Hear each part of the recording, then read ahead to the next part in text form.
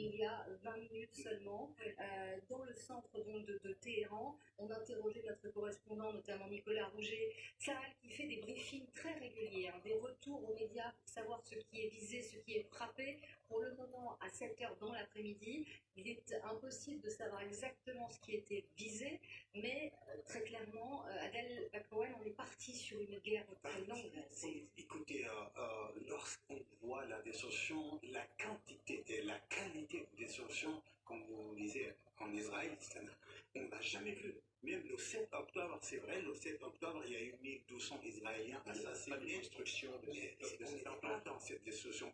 En termes d'image, dans un monde globalisé où on vit tout en live, ça, c'est vraiment pour Israël, c'est un choc. Personnellement, je pense qu'Israël n'était pas prêt. C'est une grande surprise. Numéro un. Numéro deux, les grands spécialistes de sécurité disaient que Hassan Nasrallah, le chef de Hezbollah, était aussi bien protégé que Khamenei et certains chefs d'État. Mais malgré ça, Israël est arrivé et il l'a assassiné. Je pense au service, notamment du renseignement et du Mossad. Et vous savez très bien que Mossad est infiltré dans le...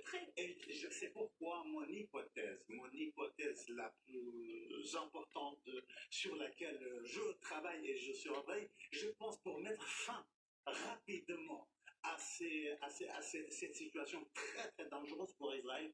C'est l'objectif doit être l'objectif pour les Israéliens, bien évidemment pas pour moi, pour les Israéliens pourrait être Khamenei.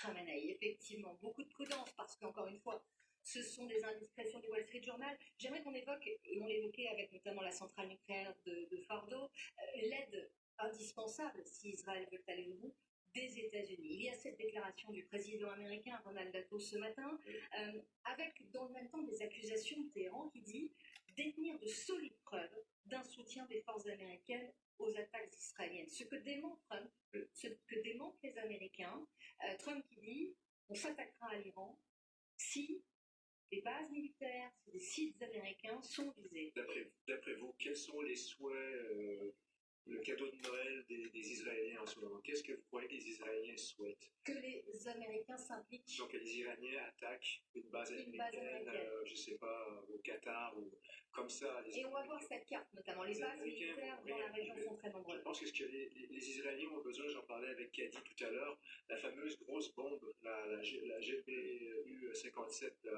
MOP, Massive Ordnance Penetrator. Vous me dites que ça va jusqu'à 800 mètres, c'est pas possible, ça va jusqu'à 60 mètres. Il y aurait une autre possibilité, c'est une bombe nucléaire B61/12. Elle a une espèce de comme un thermostat, on peut le faire exploser entre 5 et 10 ou 12 kilotonnes. Et là, ça serait utiliser une arme nucléaire contre Fordo. Mais je pense que ce que les Israéliens souhaitent, c'est au moins une intervention des Américains avec un B2 et le gros truc, la grosse bombe de 13 tonnes, la GBU 57, pour essayer de ramollir Fordo et éventuellement, après coup, en larguant plus qu'une, à mon avis, pourrait probablement réussir à pénétrer suffisamment profondément dans Fordo pour ébranler au moins les fondations des centrifugeuses et autres. Adel Bakouane, c'est intéressant ce que dit Ronald Reagan, une forme de cynisme de la guerre aussi. Israël souhaite qu'une base américaine dans la région, autour de l'Iran, et elles sont nombreuses, on va les voir dans quelques instants, soit visées par l'Iran, pour que les Américains et Trump, qui n'a visiblement aucune envie, intention soutenue par